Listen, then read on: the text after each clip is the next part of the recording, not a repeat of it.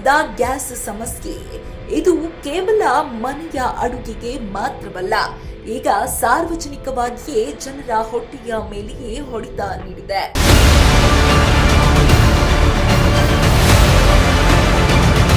ಮೂಡಲಗಿ ಪಟ್ಟಣದ ward number 19ರಲ್ಲಿ ಇರುವ Indira canteen ಬಡವರು, ವಿದ್ಯಾರ್ಥಿಗಳು, ಕೂಲಿ ಕಾರ್ಮಿಕರು ಇವರ ದೈನಂದಿನ ಆಶ್ರಯವಾಗಿದ್ದ ಈ ಕ್ಯಾಂಟೀನ್ ಇಂದು ಸಂಕಷ್ಟದಲ್ಲಿದೆ.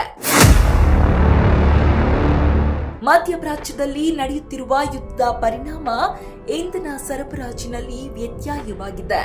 ಅದರ ಪರಿಣಾಮವಾಗಿ ಬೆಳಗಾವಿ ಜಿಲ್ಲೆಯಲ್ಲೂ ಗ್ಯಾಸ್ ಕೊರತೆ ಉಂಟಾಗಿದೆ. ಇದೀಗ ಪರಿಸ್ಥಿತಿ ಹೇಗಿದೆ ಗೊತ್ತಾ? ಇಂದಿರಾ ಕ್ಯಾಂಟೀನ್ ಸಿಬ್ಬಂದಿಗಳು ಗ್ಯಾಸ್ ಇಲ್ಲದೆ ಸೌದೆ ಒಲೆಯ ಮೊರೆ ಹೋಗಿದ್ದಾರೆ. ಹೌದು, ಕ್ಯಾಂಟೀನ್ ಪಕ್ಕದಲ್ಲೇ ಸೌದೆ ಒಲೆ ಹಾಕಿ ಅಲ್ಲಿ ಅಡುಗೆ ಮಾಡುತ್ತಿರುವ ದೃಶ್ಯ ಕಂಡುಬಂದಿದೆ. ಇದು 21ನೇ ಶತಮಾನದಲ್ಲಿ ನಡೆಯುತ್ತಿರುವ ಸತ್ಯ ಕಥೆಯಾಗಿದ್ದು, ಪರಿಸ್ಥಿತಿ ಹೀಗೆ ಮುಂದುವರೆದರೆ ಇನ್ನು ವಿಕೋಪದ ಸ್ಥಿತಿ ತಲುಪುವ ಸಾಧ್ಯತೆ ಇದೆ. ಸರ್ಕಾರದ ಜನಪರ ಯೋಜನೆಯಾದ ಇಂದಿರಾ ಕ್ಯಾಂಟೀನ್ ಜನರ ಹೊಟ್ಟೆ ತುಂಬಿಸುವ ಜಾಗ.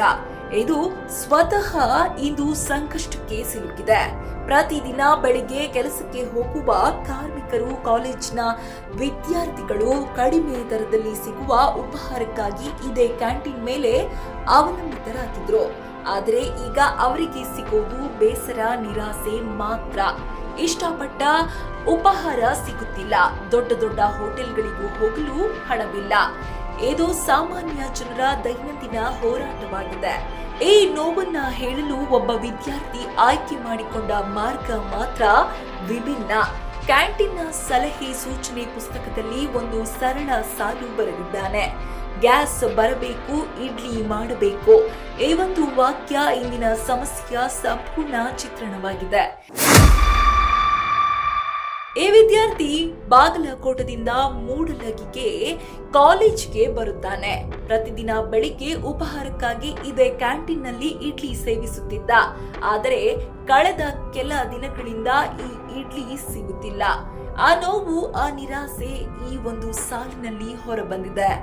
ಈ ಬರಹ ಈಗ ಸಾಮಾಜಿಕ ಜಾಲತಾಣಗಳಲ್ಲಿ ವೈರಲ್ ಆಗಿದೆ. ಜನರು ಈ ಸ್ಥಿತಿಗೆ ಆಕ್ರೋಶ ವ್ಯಕ್ತಪಡಿಸುತ್ತಿದ್ದಾರೆ.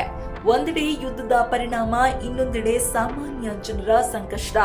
ಈ ನಡುವೆ ಸಿಲುಕಿರುವವರು ದಿನಕೂಲಿ ಕಾರ್ಮಿಕರು, ವಿದ್ಯಾರ್ಥಿಗಳು, ಮಧ್ಯಮ ವರ್ಗದ ಜನರು ಮಾತ್ರ.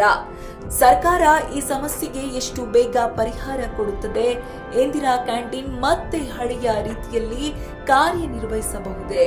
ಅಥವಾ ಗ್ಯಾಸ್ ಬರಬೇಕು, ಇಡ್ಲಿ ಮಾಡಬೇಕು ಎಂಬ ಈ ಸಾಲು ಏನು ದಿನಗಳ ಕಾಲ ಮುಂದುವರಿಯುತ್ತದೆಯೇ? ಇದು ಕೇವಲ ಒಂದು ಕ್ಯಾಂಟೀನ್ ಕಥೆಯಲ್ಲ, ಇದು ಸಾಮಾನ್ಯ ಜನರ ಬದುಕಿನ ನಿಜ ಚಿತ್ರಣ.